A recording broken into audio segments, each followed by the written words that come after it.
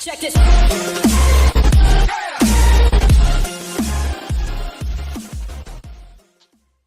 Hey everybody, welcome back on another video, the second in the series of the Fly Power Pitches. Wouldn't be a series if there was only one. So check out the first one if you didn't do so. That was about what is FTP or functional threshold power. And today we'll continue with things like normalized power, TSS, training stress score, and intensity factor. So let's get to it. So first, kudos where kudos are due. I didn't invent all of this theory around training stress, and so on. There's actually a few driving forces there. People like Dr. Andy Coggan and Hunter Allen, who are also both tied to Training Peaks, the online system that you can use to actually track your training. So these guys are the groundbreakers in the theory of training. By using Training Peaks Training Stress Score, or TSS, it's a registered trademark, you can actually gain effort priority for virtually any sport or activity. So this allows any endurance athlete the ability to quantify your workouts based on your relative intensity, duration, and frequency of workouts. One single TSS workout value can now represent how hard and how long you worked out for. So what you will learn is that actually you can earn up to 100 points per hour of TSS. That's actually if you're riding at your FTP, you would be earning the maximum of 100 points. You can earn more than a ratio of 100 pounds an hour as long as it's shorter as an hour if you ride above your FTP. Now, since your FTP is your functional threshold power that you shouldn't be doing longer than an hour, it per definition means that you cannot have more than 100 stress points in an hour. But you could have, for example, 70 stress points in half an hour if you ride above your FTP. So sounds complex, I know, but we'll get to it on how that actually works. Now, it also said any endurance athlete. Well, yes, but it's more valid for cycling because cycling versus endurance sports like running or swimming is the only sport where you can actually accurately measure power thanks to a power meter. It's far more difficult to measure running power or let alone swimming power accurately. So that's an advantage we have as cyclists, that we can use power meters. So let's get started. What is power actually, and how does it apply on a bike or a race bike, a mountain bike, whatever? So power is expressed in watts, right? And it's actually work or energy, kinetic energy, which is expressed in kilojoules in the metric system, over time in seconds. So it's the amount of energy you deliver over time.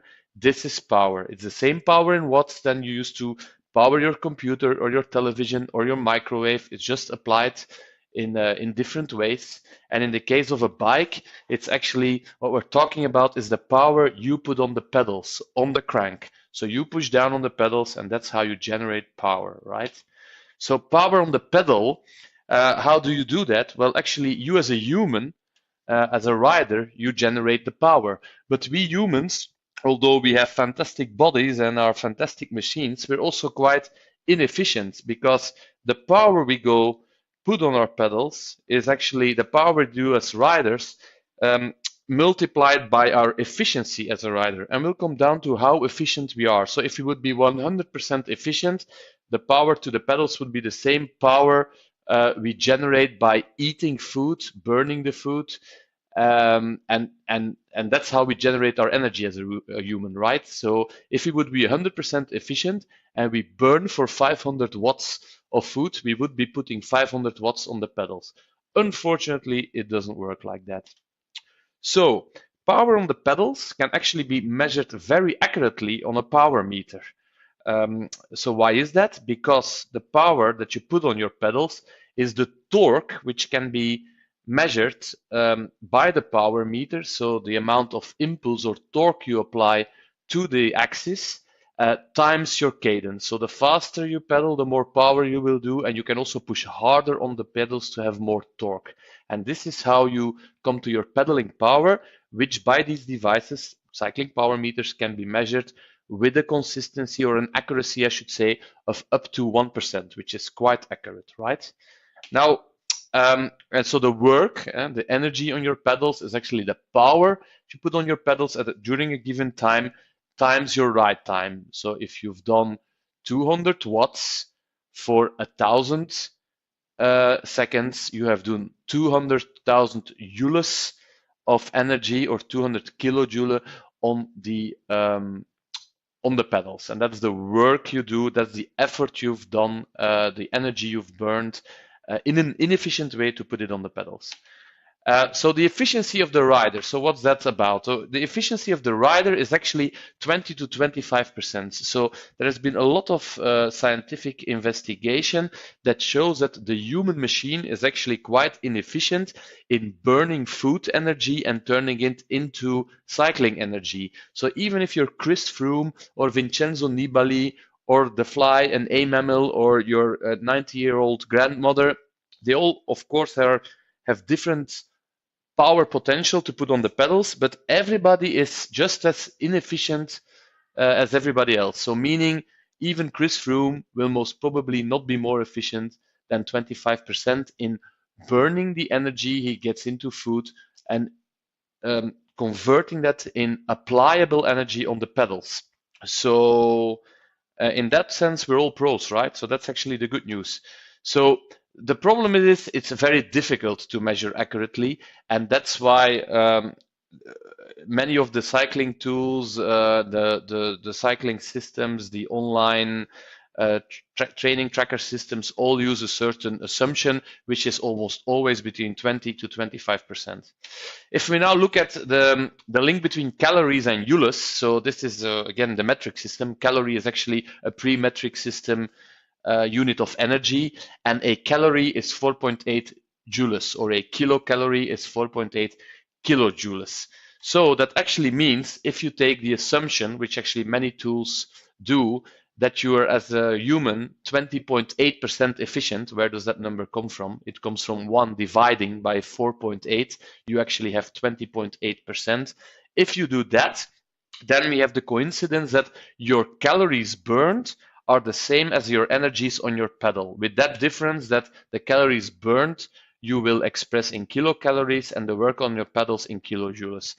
Actually, the way most calorie calculating algorithms work based on power, it's actually the other way around. Since work on the pedals is measured accurately, it therefore yields how many calories you burned at, for example, an efficiency of 20.8%. So how does that actually work in practice? Let's have a look at one of my rides. So this is a ride on Strava from me. So the first thing we need to look at is, okay, I did a ride of 3 hours and 15 minutes moving time and 8 seconds. So that's 1,300 and 808 seconds. As you can see, I did an average power of 206 watts. So if you do 206 watts times 13,808 seconds, you come to 2,844,000 joules, or 2,848 kilojoules, which actually should be the same as what you see there as totale arbeid in Dutch, 2,848. There might be some rounding issues, but that's how you come to the total amount of work put on the pedals, so calculated quite accurately because it comes from my power meter. As you can also see, it says, Strava says I burned 2,927 calories. Now, Strava hasn't got a clue how efficient or inefficient I am as a human in burning calories, but they all use the same. Strava uses the algorithm of an efficiency of about 21%. You will see that in the case of Strava, the calories are almost more or less the same as what you have as work put on the pedals, or total work or totale arbeid in your Strava activity. So that's how that is all linked. Now, getting back to power. What is the difference between average power and normalized power? Well, average power is actually the non-weighted simple average power over your ride, including coasting at 0 watts. What do I mean with that? If you, on the average ride, even if it's an intense one, you will see 15 to 20% of the time you are not pedaling. You are putting 0 power on the pedals, you're coasting. The general consensus in calculating average power is that you do count that time when you're going downhill, when you're not moving your legs, that does count in your average. For example, the consensus in cadence is not to count that. If you have 0 cadence, typically that is not counted in your average cadence figure. That's the difference between average power and average cadence in most of the cycling online platforms or cycling computers. So what is normalized power?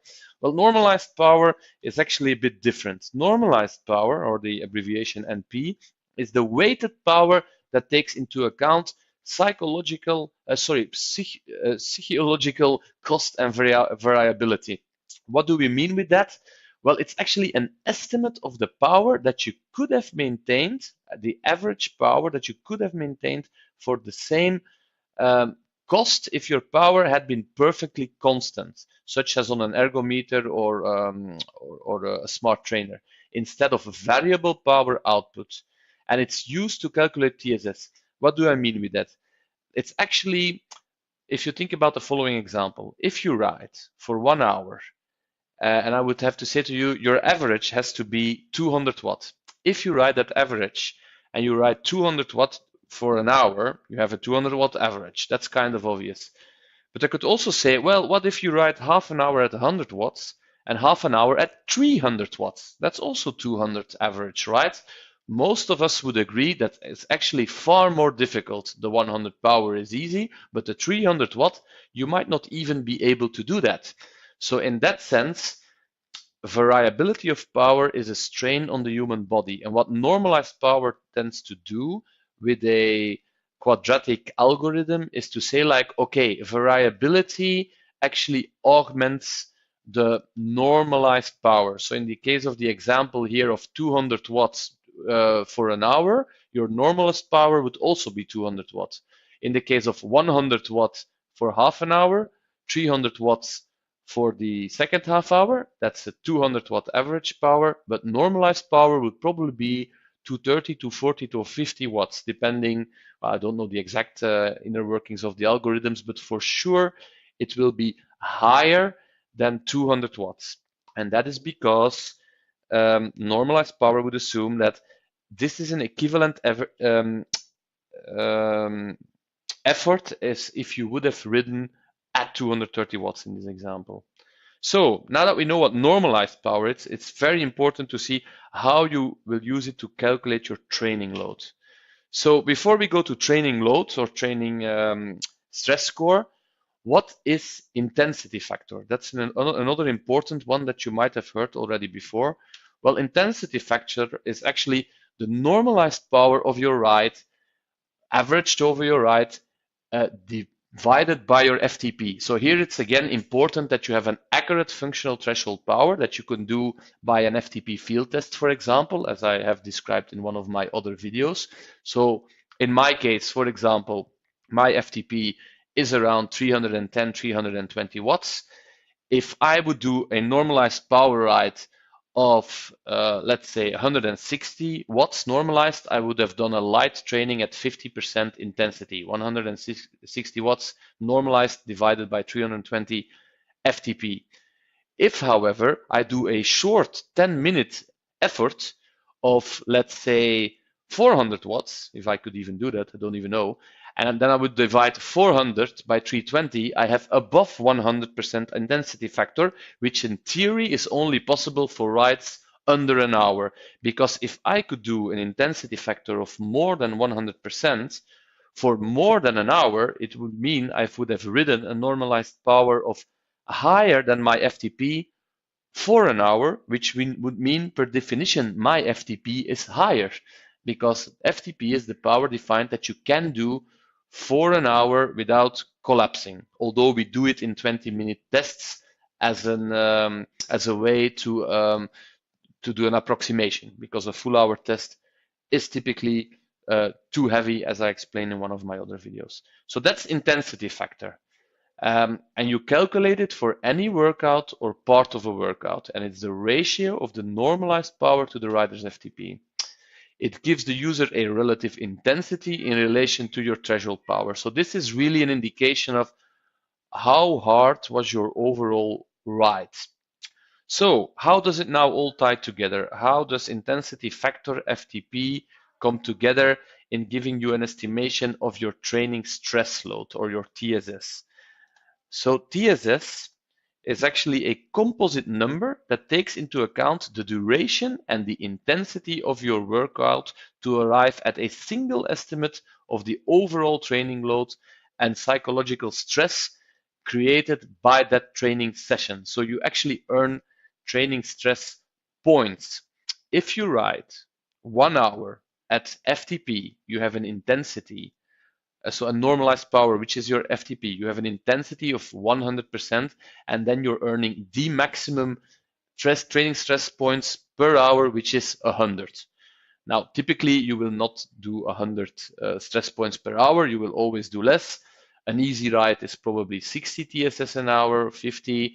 A hard ride is probably 80, 85 TSS points per hour. This also means if you do a quite intensive ride of 5 hours at 80% normalized power of your FTP, so in my case, I don't know, 260, 270 watts, I'll be doing 70 to 80 TSS points per hour. Times 5 hours, I've done a 400 TSS effort ride, which is already a ride which you will probably need to recover from 2 to 3 days. That's already a quite heavy load, 400 TSS points in one ride. So, as I already said, by definition, 1 hour spent at your FTP is equal to 100 TSS points per hour, which is the absolute maximum. If you're above that, it means your FTP is wrong. So how is actually the formula?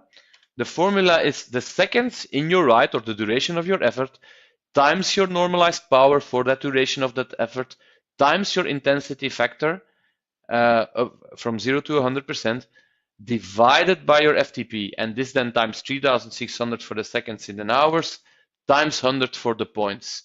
So it actually means that all those cycling computers are constantly considering certain intervals, and they're constantly calculating normalized power for those intervals, constantly comparing it to your intensity factor and FTP, and that's how you rack up TSS points. So you start to ride, and every 30 seconds or so, your normalized power is sampled. What did you do over those 30 seconds?